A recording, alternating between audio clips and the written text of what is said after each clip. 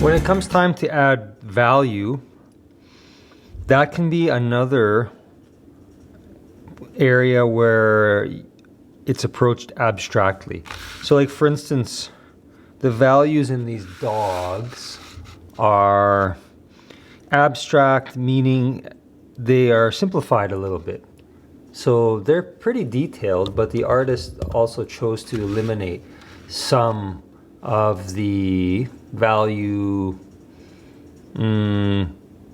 like say some parts of the value spectrum. So like if we break a spectrum into 7 different values, you know, maybe only 3 or 4 are represented in these dogs. And then look at it's the same on the horse, but then the rider on the horse has like very limited value, maybe just like dark and light, because the artist chose to actually leave some lines describing the man's clothing, almost like contour lines. And then here's another piece by the same artist, and so same thing. It's fairly detailed, but the values are simplified a little bit. Like I'm looking at this guy's pants here, and we see some dark value shapes, but then it almost just like cuts to the light value, and like there's a hint of a middle value in between, but it just sort of goes dark, middle, light. It doesn't really necessarily show a smooth and careful gradation.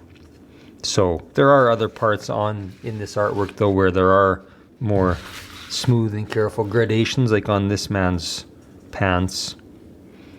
Okay, but anyway, the point is that value is when you're adding value, that's another opportunity to take a more abstract approach. So if I'm going to add value to my drawing now, the way I want you to approach your artwork is to just choose 3 basic values, at least to begin with: dark, middle, and light.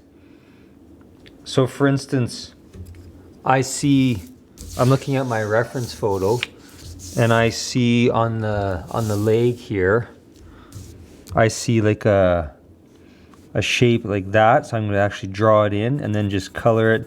And it's dark in the reference photo, so I'm just going to make it dark. And then I see that it extends down the kind of the front of the leg, and then merges with the contour of the leg itself. But then a piece cuts this way. I think probably because there's an ankle bone there. And then maybe I've shifted now to more of a middle value for that part of the foot. And then here also more of a middle value. So in other words, I've got, let me zoom in a little bit. You see that? So I've got dark on the edge, and then middle, and then light, just the paper itself.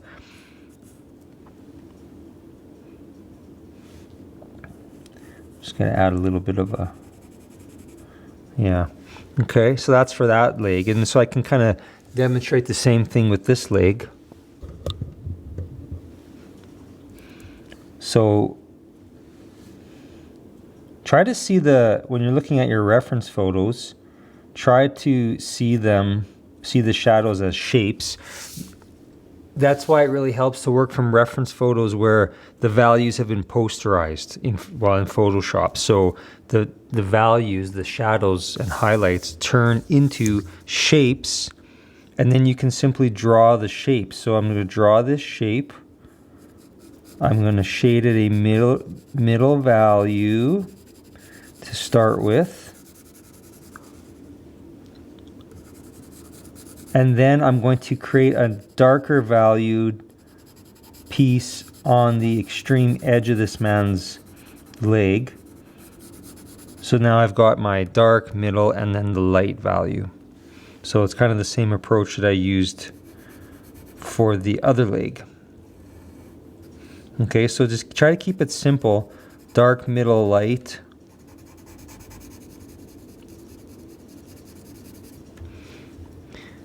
And try to recognize shapes. Like I see a a really cool shape right here. So I'm actually going to draw the shape and then just color it in.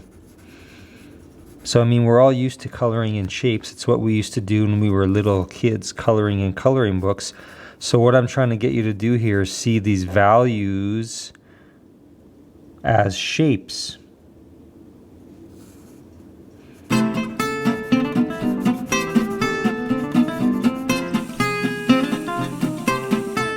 Okay, here's another area where I've got a dark value that helps to define the edge of the man's back, and then right beside it a middle value, which then gives way to the light value. So dark, middle, light. And wherever there's a light value, of course, I just don't put any graphite. I see lots of different value shapes on the sleeve here on this man's right arm, but I'm just going to simplify it and just do one middle value. And then I see a dark value here, which helps to dark value shape, which helps to define the contour of his right arm.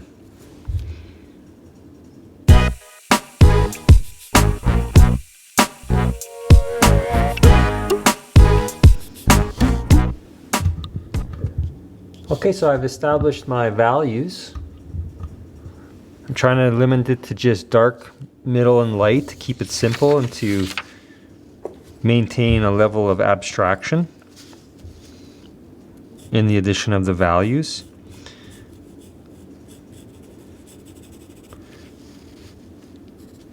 And there might be a few places where I do have like a fourth value, kind of like, you know, another middle value. Something in between middle and light maybe, or something in between middle and dark.